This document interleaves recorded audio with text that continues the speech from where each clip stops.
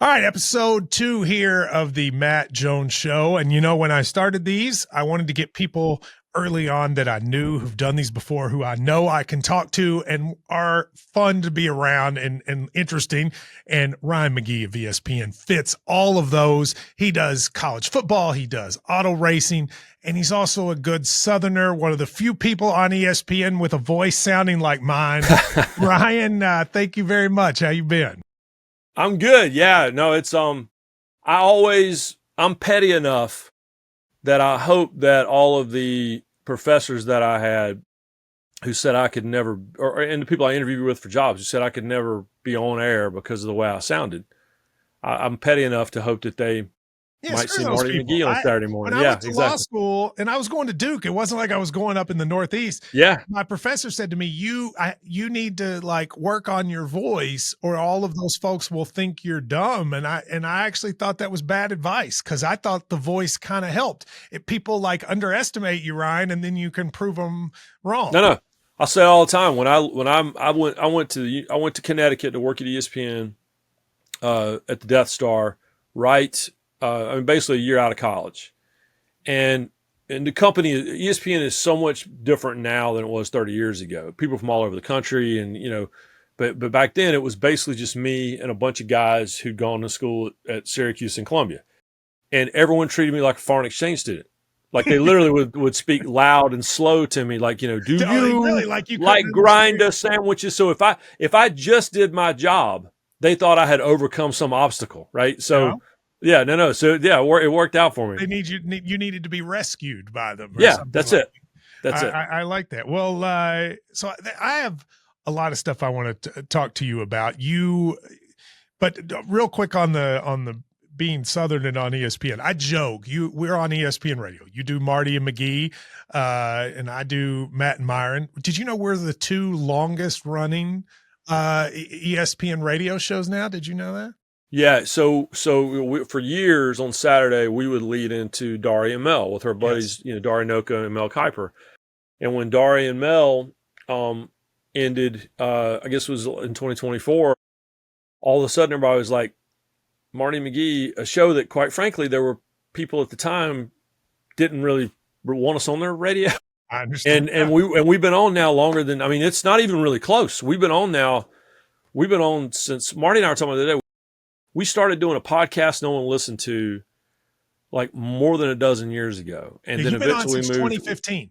Then we moved to Saturday afternoon, like at 3:00 in the afternoon, which the family really liked.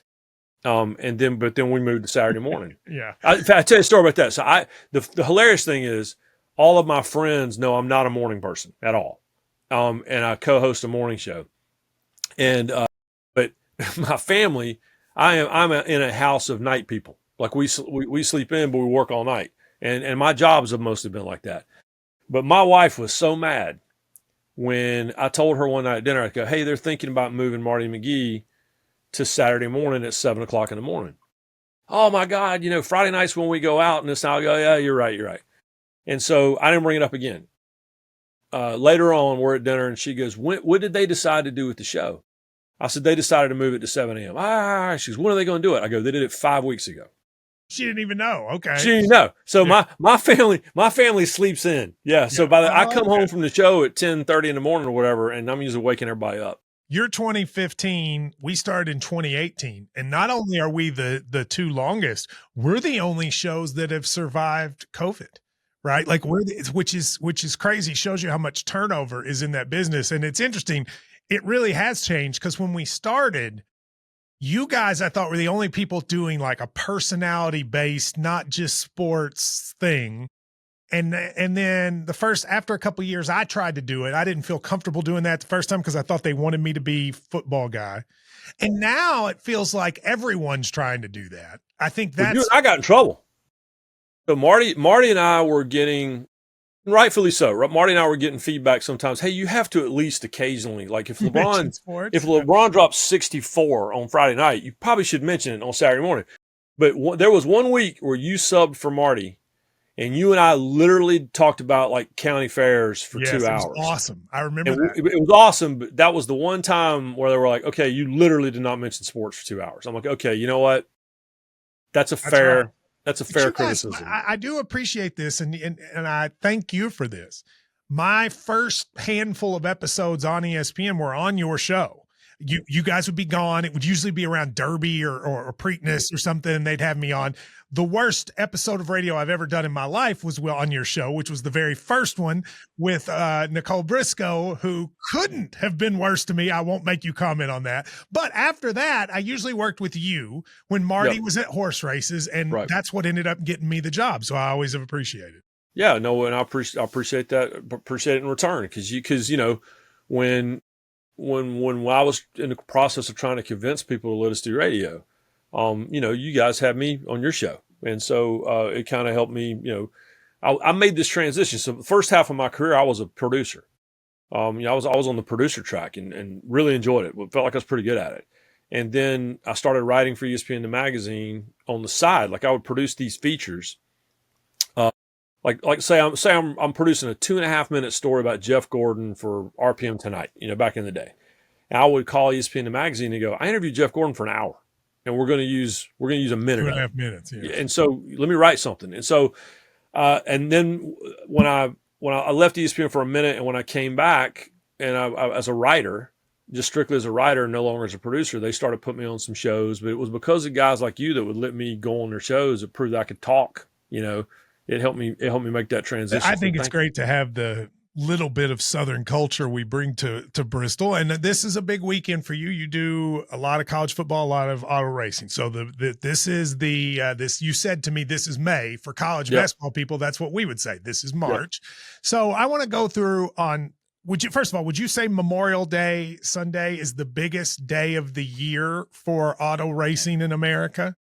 Yeah, it's not even close. And I think it's for the Globe because and I wrote this column a few years ago, you know, and there are stretches where this isn't going to happen, but for the most part, it's happened every Memorial Day Sunday for the last several decades, which is you start with the Grand Prix of Monaco in the morning, Formula One, and then you have the Indianapolis 500, and those are two races that are watched all over the world. Yes. And then you have the I still call it the World 600, but the Coca-Cola 600 here in Charlotte, where I live, is that night. And so, yeah, auto racing starts before breakfast and it goes until way after dinner. And so, and what's cool is when I was a kid, that was the only time I ever watched racing was that day. Yeah.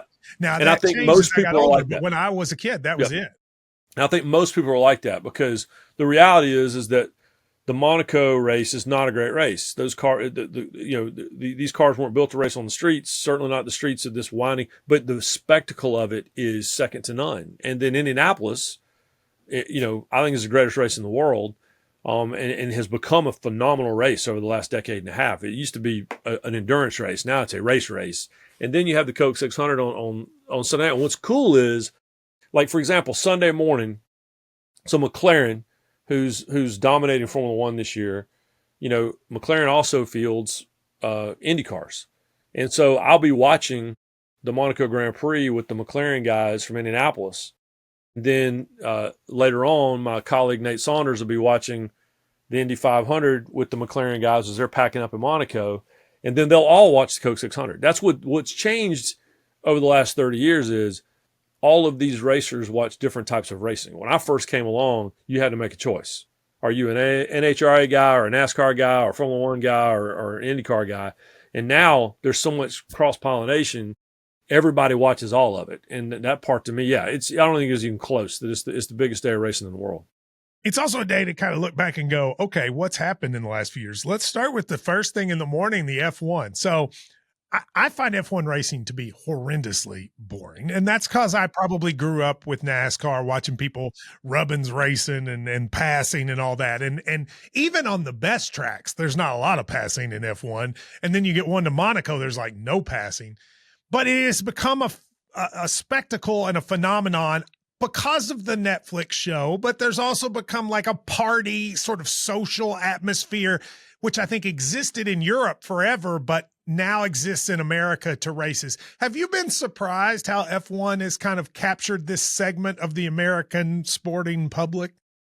Well, yeah, and you mentioned COVID. That's all it is. It was what people don't realize is, that Netflix Formula One show, which won a Sports Emmy, just as we were recording this again, that show had existed for a couple of years before COVID, and no one watched it. Is that right? And then when everyone was stuck at home for COVID, they're just looking for something to binge, and people started watching it. And the attraction of Formula One has always been two things. It's the spectacle of it. The cars are phenomenal. They don't race particularly well against each other. Like, there's not really a show, but the cars have always been the most technologically advanced machines on the planet this side of fighter jets. They're phenomenal. But the other part is the soap opera. And when I first started working at ESPN in the 90s, it was Michael Schumacher versus Damon Hill. And I just saw Damon Hill in Miami at the Formula One race a few weeks ago, and we were talking about this. And the racing itself, with the exception of a couple of races, weren't great.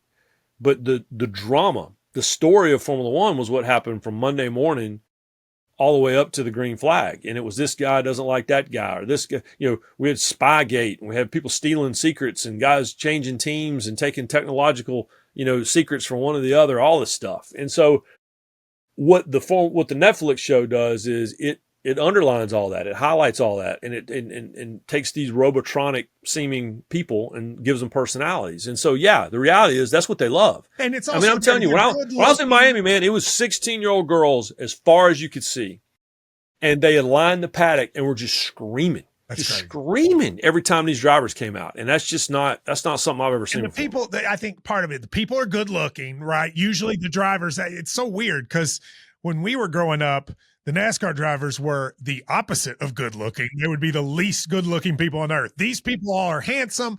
They have like amazing hair, clothing, everyone. It looks like they could come out of a Chanel ad. And I think some people just like it for that. I mean, the only people I know that go to the F1 Miami race are women that go in the best fashion they have. And I'm like, that's so different than going to Martinsville in Virginia.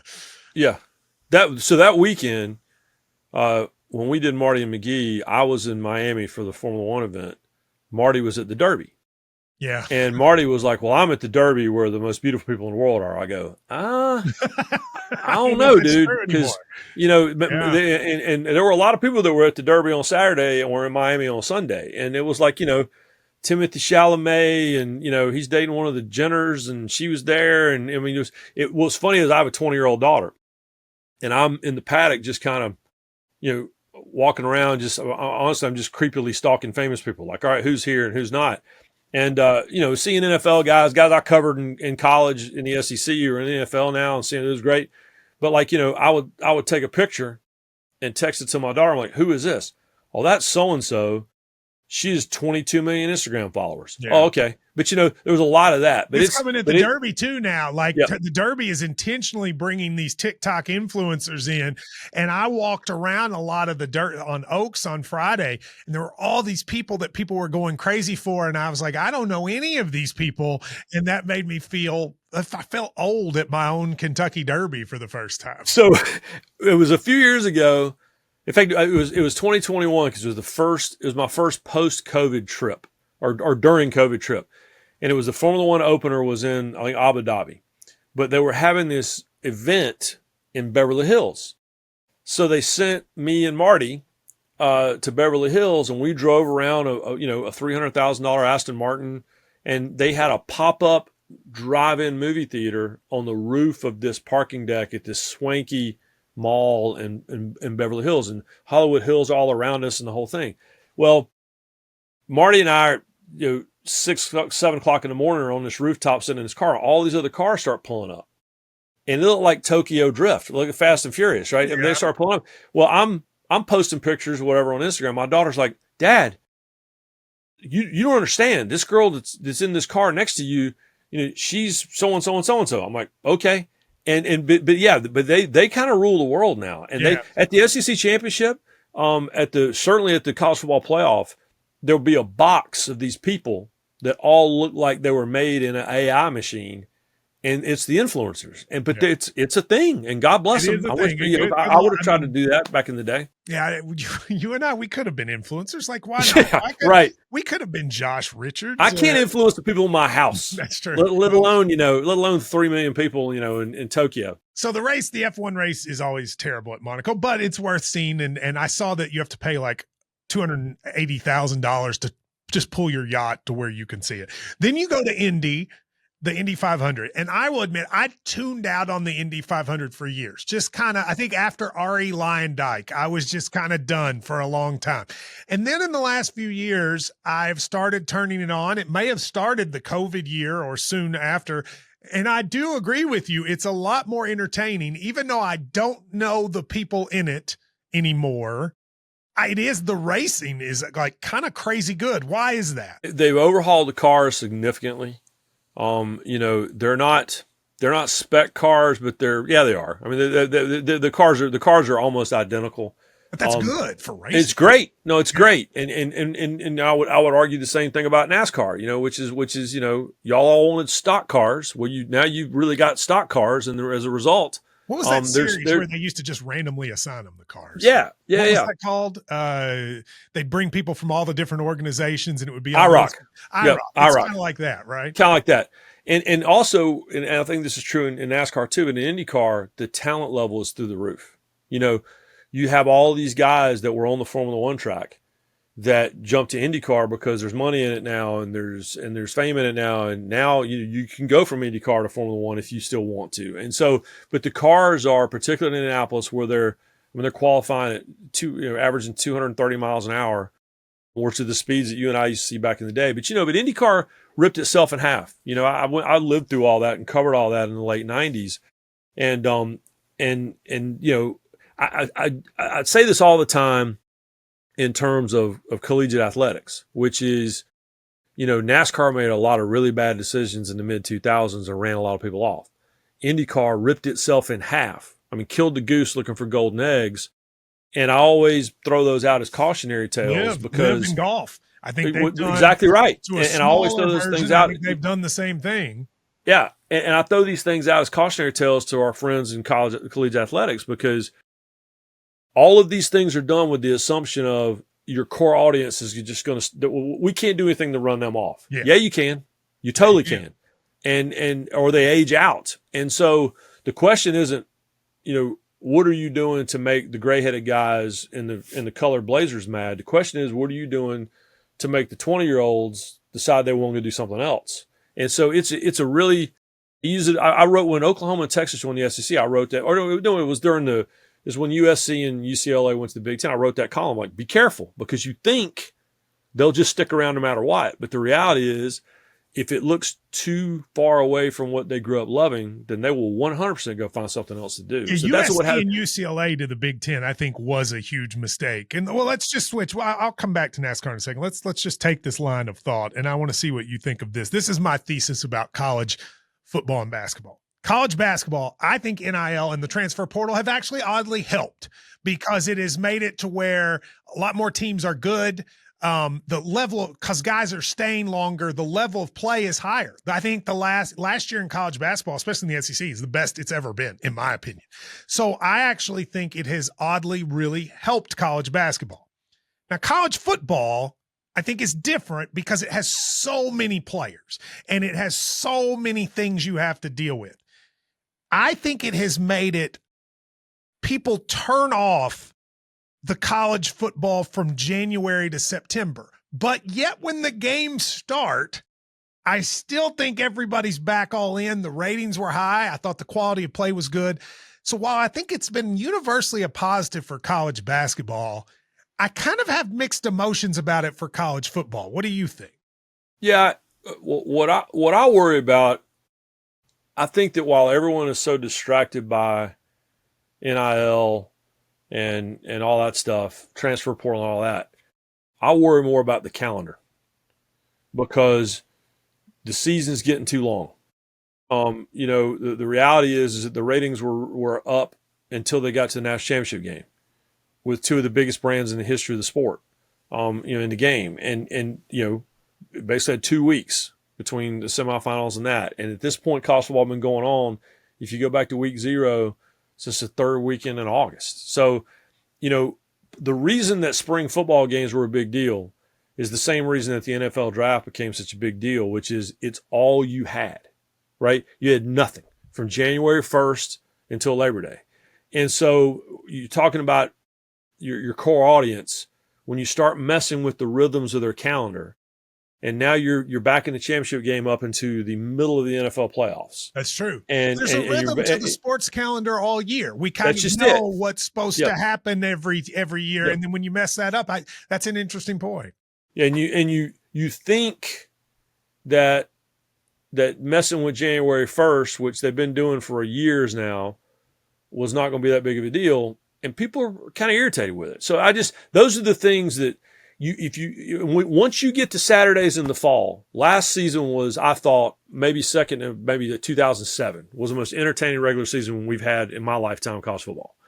But like any great movie, if it goes on too long, goes on too long. That's great. That's the part of it that I'm, and some of that was selfish, honestly. When I got to the middle of January, I was like, man, we would be done right now. Yeah.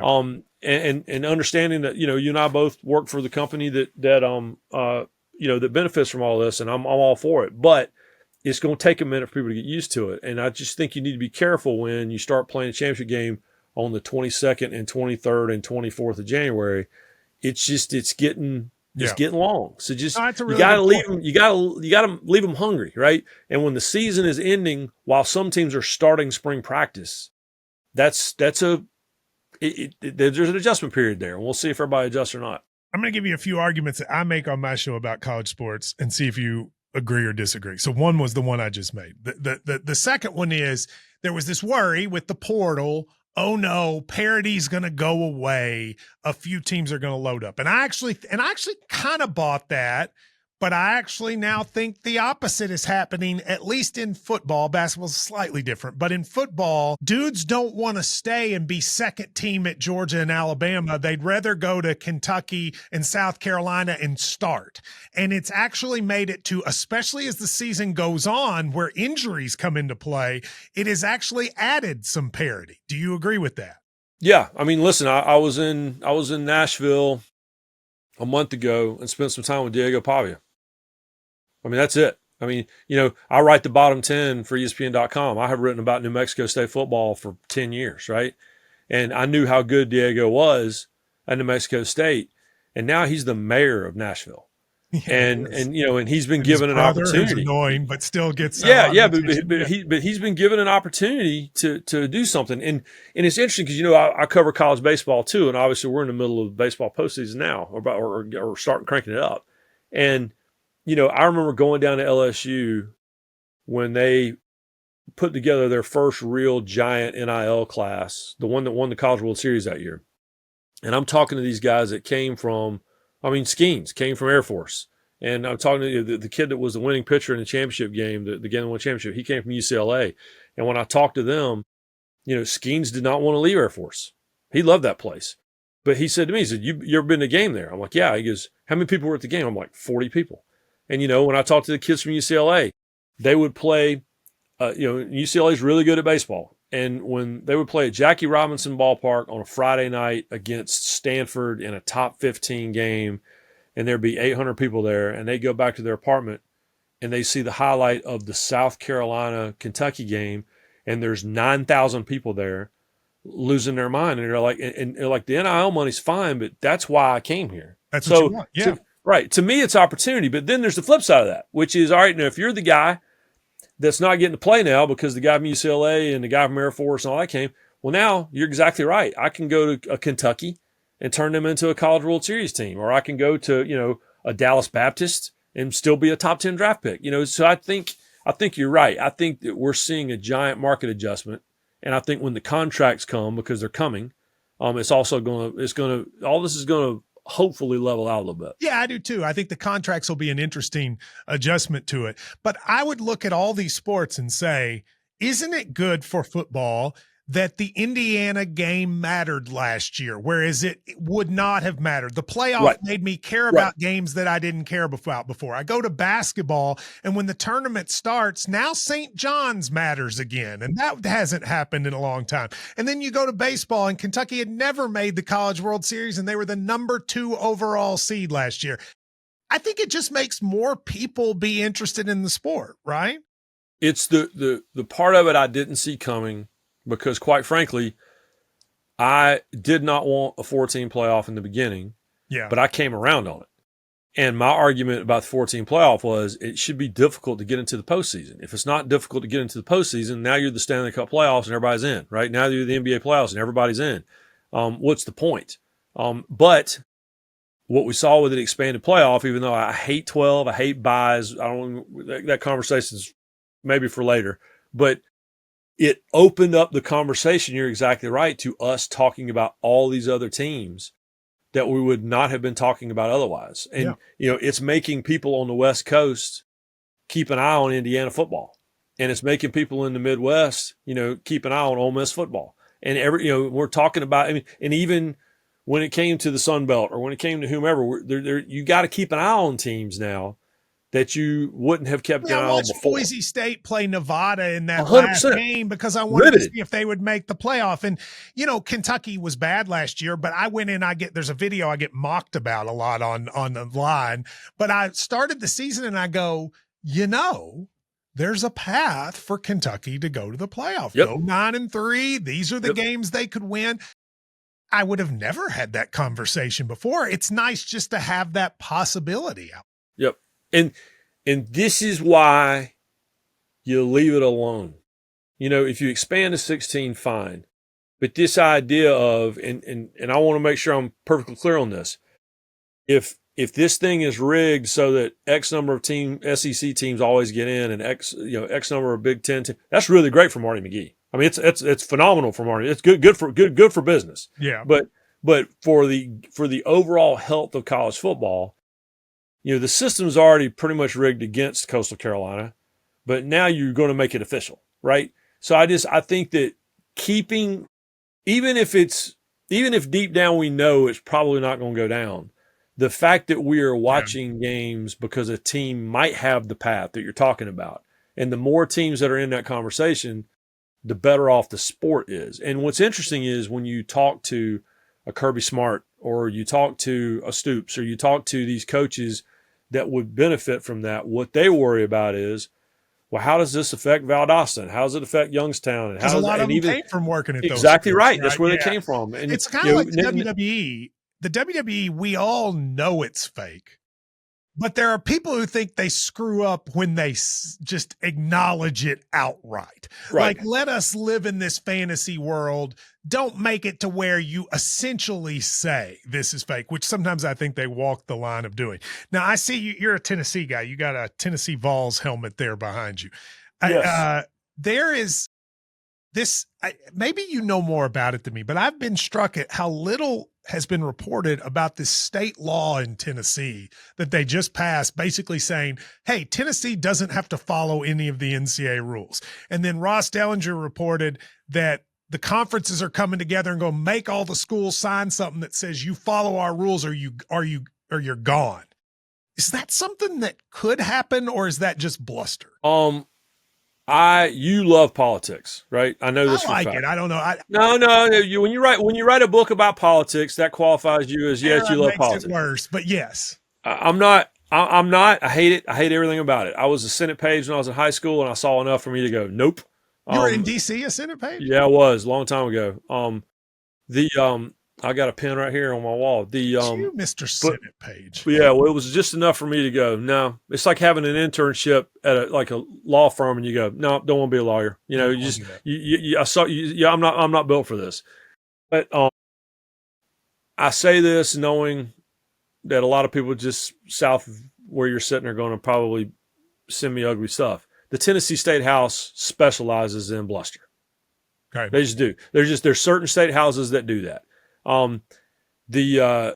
That's their job. Their job is to, get the constituents fired up and make it. But the reality is that this is going to be a national thing. It's going to be a national fight. There's going to be things that override whatever they say in the state house, the state capitol building, Capitol Hill, wherever in all these states. At some point, it's become a federal deal. So you think that will happen? It will pass federal laws on the NIL and stuff. They should, but you think it's coming. No, it's coming, and it's there's too many people on Capitol Hill that represent too many states that are that are homes to these powerful schools that it benefits them to come up with something. And the reality is everybody's going to have to fall in line with it. And but I 100% understand, and I 100% appreciate the resolutions and the this is what it is and the so and so. But I think that this story isn't reported very much because people are just sick of it. They're tired of it. They're tired of hearing about it. Corey It's Booker all and white Ted noise. Cruz are going to decide the future of college sports. It's white noise. It's just at some point everyone's eyes glaze over, and that's what I'm talking about. What I said a few minutes ago.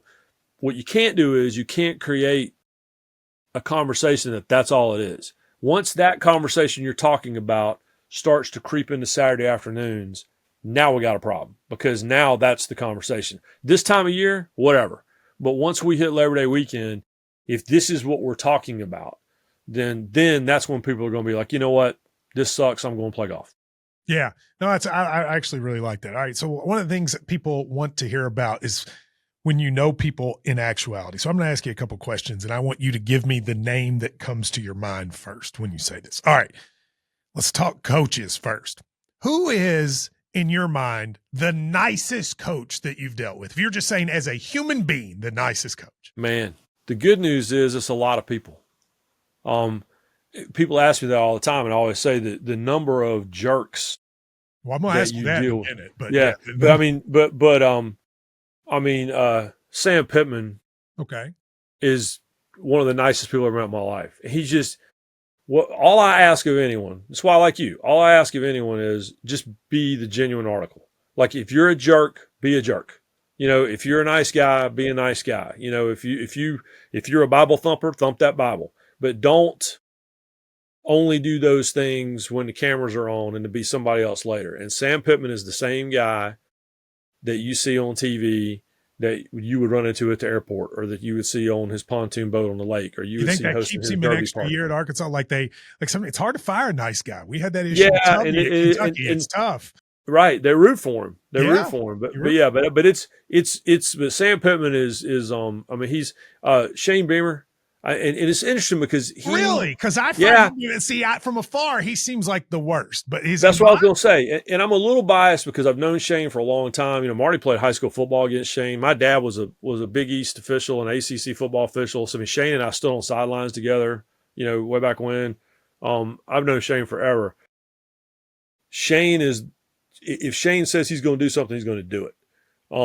But I think he is, but he also is very emotional. I was at the Citrus Bowl. I went to the Citrus Bowl, and that's right. I forgot about that. That was a weird deal. But there's a lot of nice guys. But Pittman's the one. Pittman is the guy that literally, if you had a 12-pack and you just said, "I got a couple hours," he's the guy that if you could bring him into the room, you need to do it. All right. So this one you may not want to answer, but which one is the least nice? I'm not going to say a jerk, but I've seen you. Urban Meyer. No, Urban Meyer is everything the opposite of what I just said about Sam Pittman. Okay, well there you go. I think I got that. I think what I really don't like is I don't care for people who really love to tell me how to be a man or how to be a leader or how to be whatever.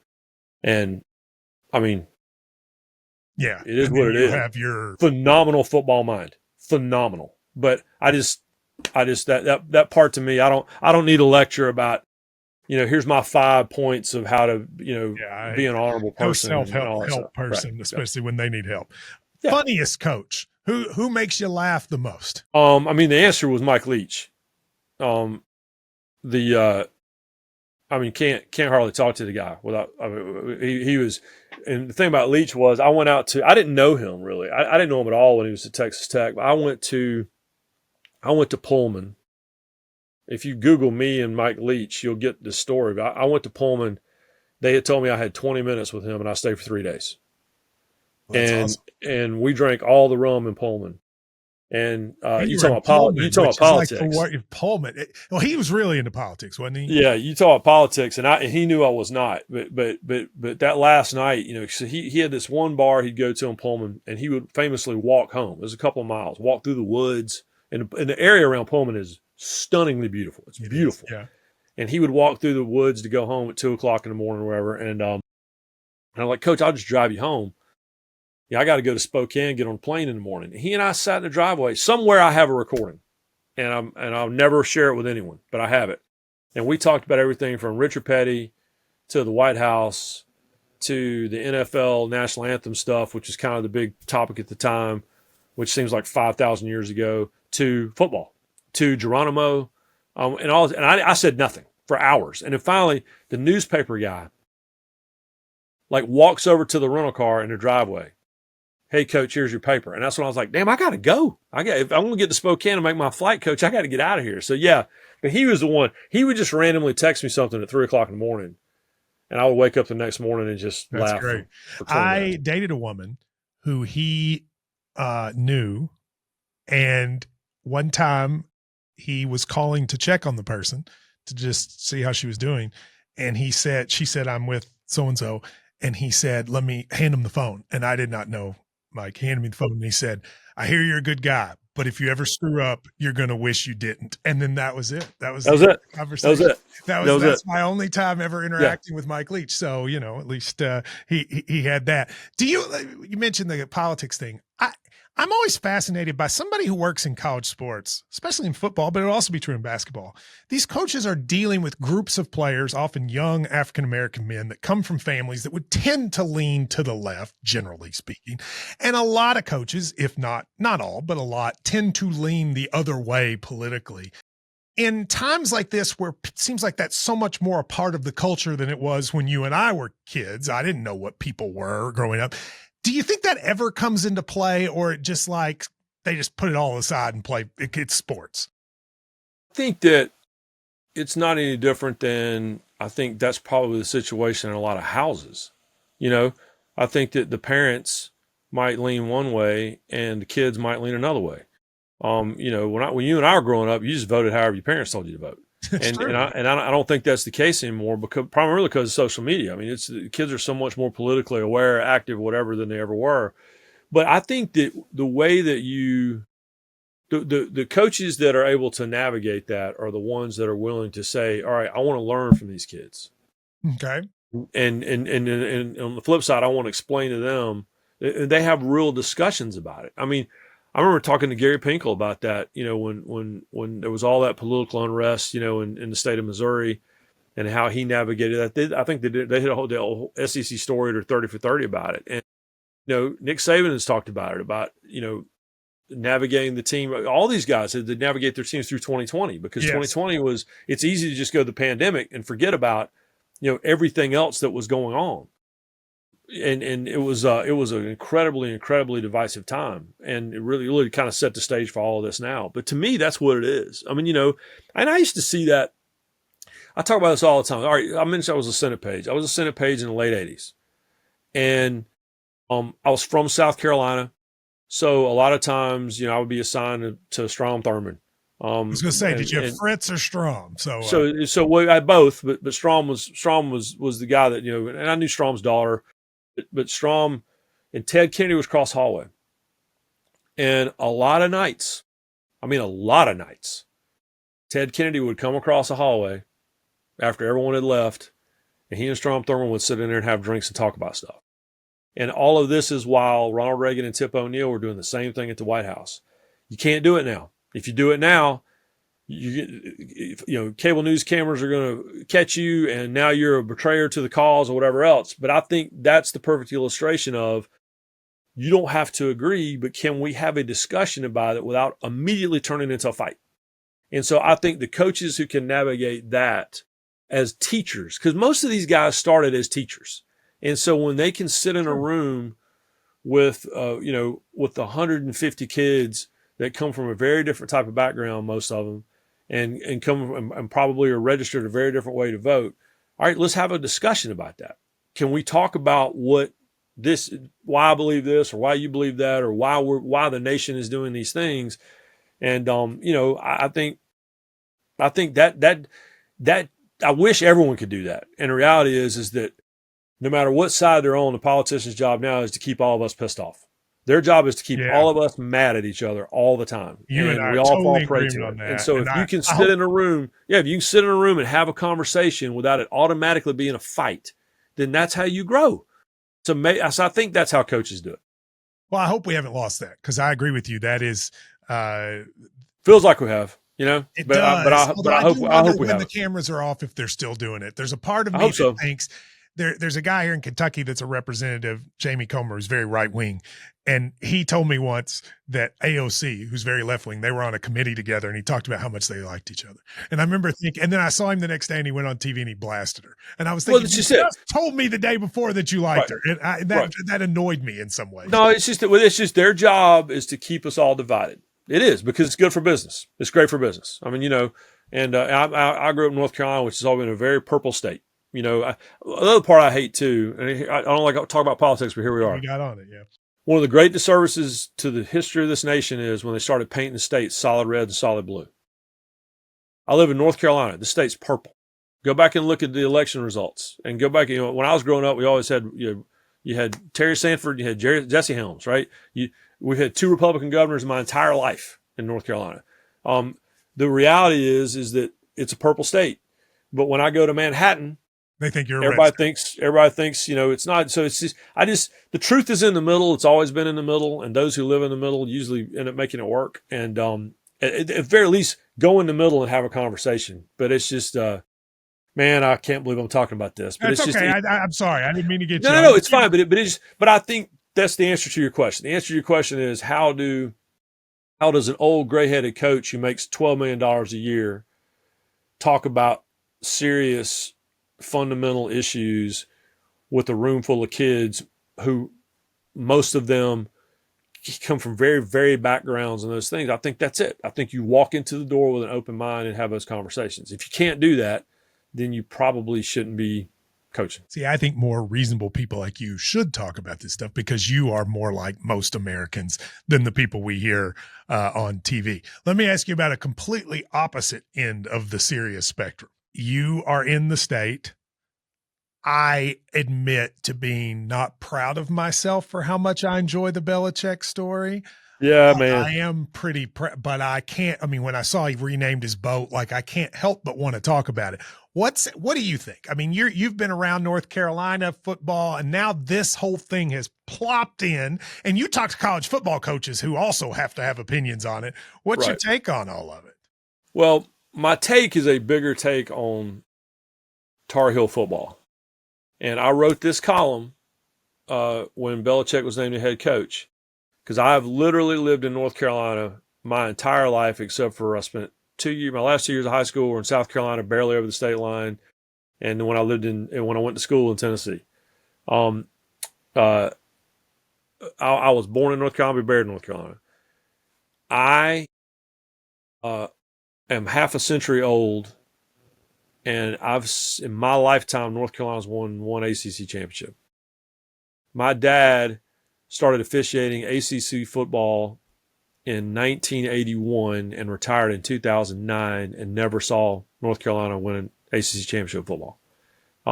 So when I wrote my column when Belichick got the job, I said, it's going to be interesting to see how Chapel Hill manages to take arguably the greatest coach in the history of the NFL and turn it into a solid 8-4 Gator Bowl season. That's what they're going to do. They're going to go to the Mayo Bowl. And what I didn't see coming was all this. Now, they might get into the season and they might roll and it might not matter. But the reality is that the last time North Carolina won the conference, Lawrence Taylor was a linebacker until I wrote a column 15 years ago for ESPN magazine about these are the 10 programs that should be way better at football than they are, and I can't explain it. UCLA, Arizona State. I had all these, but at the top of the list was North Carolina, and I put NC State in there too. It just doesn't make any sense that they're not great at football. What are all those old guys that I see at UNC basketball games that dress, in the quarter zips and they wear the what do you think they think about this circus? Because UNC is not a circus place. They're a place that takes themselves seriously as an academic institution, they think of themselves as classy and cultural. What do you think they make of all this? Yeah. They're not enjoying it very much. I think they're all just, and what's interesting too is they're all having to make a decision right now because the basketball program is floundering. Yes. And so they're having to make a decision. All right, there's only so much money. and I'm the guy that used to own the bank of fill in North Carolina town here, Monroe, and and then that bank got sold to Bank of America, and now I'm a billionaire. So I've got to decide, where am I going to put my money? Am I going to fund this program with the girlfriend, and who by the way, we just built a $75 million football facility and still couldn't win the ACC. Brought Mac Brown back and still couldn't win the SEC or ACC. So do I put my money there, or do I go get us a power forward? Or do I go get us a backcourt, which quite frankly you can do much cheaper. And so I think that's where they all are. So, but I'll tell you this again: if I was sitting here in Charlotte, if North Carolina wins 10 games and they play against Clemson in the ACC championship game and maybe have a chance to make the playoff or whatever, I guess none of that'll matter. But right now it is my favorite thing to do is to see a room full of guys in Carolina blue and bring up the girlfriend, because it just so you are interested in it. Like don't oh yeah. Okay. No, I love it. Mutual friend Bomani, I had him on. We talked about how interested we were in it. Don't make us feel alone in this. No. And Bomani was a Triangle guy like me. I grew up in Raleigh. So yes. I mean so Bomani knows. Triangle. I went to Duke. Yeah. That's where I spent most of my childhood. I grew up a North Carolina State fan. That's got nothing to do with how I feel about this. It's just, it is what it is. And I've seen the movie so many times, and it's just, this just isn't the movie I was expecting to watch. But the end result will probably be the same. They'll be back here in Charlotte for the Duke's Mayo Bowl, and God bless them. I mean, he went to the Holiday Inn Express in Portland, Maine for the Miss Maine contest. I mean, Ryan, come on. Come on, like that's one of the craziest things of all. Well, my buddy Seth Wickersham, our coworker at ESPN, who's written so many ridiculously great stories and books about him. I keep telling him this is the book I actually want her to see. This is how could they not have done the reality show? I would watch every episode of the reality show. She can even be a producer. What do I care? I feel like she would probably sign up for that. My daughter and I just watched the Secret Lives of the Mormon Wives. Those people like that. They'll load up, move to Chapel Hill, and shoot that right now. The Secret Lives of Mormon, was that good? I watched one episode and I tapped out. Did you get through? A little uncomfortable watching with your daughter. I'll say that. But it was but yeah, it's my daughter and I have always picked one trash like reality show, and we watch it together. And this is no slight to my friends at Hulu, because they know what that show is, and it's a huge hit. But we used to watch Selling Sunset. I saw that guy. Yeah, I love Selling Sunset. I saw one of the twins at the Miami Grand Prix and took a selfie with him. We sent it to my daughter, and he goes, "You watch that show with your daughter?" I'm like, "Yeah, it is what it is." We had that girl from Kentucky. She was on there the first few years. So that's right. She was great. All right, before I let you go, the NASCAR thing real quick. We've had long conversations about what NASCAR can do, what they can't do, their problems they've had, etc. Is NASCAR in 2025 upswing or downswing? No, it's upswing, and it's in so much better shape now than it was in 2019. I tell everyone it's hard to try to put a positive spin on the pandemic, but the pandemic NASCAR wisely used to grease the rails on trying stuff, right? They got goofy with the schedule, stuff like that, right? Yeah. They like, all right, we're going to run back-to-back races at so-and-so, and we're going to run a Wednesday night race in Martinsville. And ever since then, there's been a willingness to try stuff. Listen, I was born and I will be buried in Rockingham, North Carolina, and they just ran Trucks and Xfinity there a few weeks ago. And that track was literally had a tree growing up through the backstretch a couple of years ago. So they just ran the All-Star race at North Wilkesboro. I just voted on the NASCAR Hall of Fame this week, and it's Rick Mast made it, or was it Harry Gant? No, the Harry Gant. Harry Gant got in. That's the name. Harry Gant, Handsome Harry.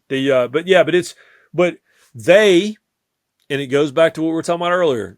NASCAR has finally, after years of trying to rip its roots out of the ground, they have finally started to figure out the balance between, you can go run a street race at Chicago or a street race in Mexico City, which they're going to do, if you balance it with going to North Wilkesboro and going to Rockingham and running more short track races. And so I think that it teaches people about the history of the sport as opposed to trying to bury it under the ground like they did for years. And so yes, will it ever go back to 1997? No. Was but that the peak? I was just sitting here talking with Billy about, I said the peak was like 96 to 2003. Yep. Is that kind of what you think was the peak? Yeah, and I rode that wave. I literally started at ESPN I started at ESPN the week Jeff Gordon won the first Brickyard 400. Okay. And that's 96, we started a nightly right? motorsports show, and I've been riding that wave ever since. But it is but 100%. I would go all the way to the 2006, 2007 when the market crashed, the business crashed. But they're getting there. I mean, they'll never get back to where they were, but they're in way better shape than they were even just 5 years ago, let alone 10, 15 years ago. Most powerful moment for me as a sports fan outside of my team. So outside of the Kentucky wins, the 85 Bears, et cetera, I would say Earnhardt dying is the most powerful moment of my sports fan life. Would you agree with that? Yeah. And I've already seen it, but I think it drops next week or this weekend. There's on Amazon Prime, there's a 4-part Earnhardt documentary just titled Earnhardt, and it's executive produced by Ron Howard, and it is so good. And I mean, it's really, really good. And it's but yeah, it takes you back to that day, and it's there, I wasn't around when Kennedy died, but there's moments in your life where it's like there was everything before something happened, everything after something happened. And February 18th, 2001 for a lot of us is that day. And that was personally, professionally, all of that for me. So, and the most important, people always talk about the legacy of Dale Earnhardt, and it's the Intimidator and the Man in Black and all that stuff, but no one has died in a top 3 NASCAR National Series since he did that day. And the reason is had a bunch of them leading up to it, like Kenny. Oh, it was awful. I almost quit. Did you? Adam Petty, Kenny Irwin, Tony Roper, and it was in IndyCar, Formula One. I was covering funerals monthly, and I looked at my wife and I go, I can't do this. I'm going to go cover a sport where people don't die. And then after Earnhardt died, it's when Superman died, suddenly everybody went, oh, it could happen. Maybe we should change some stuff. But yeah, that was one of the most pivotal days in the history of sports, let alone motorsports. Yeah, good stuff. Ryan, thank you very much, and we appreciate your time. Hey, congratulations on the new show. And apparently you and I are co-hosting a political podcast now. So I love it. You did the impossible. All right. Thanks.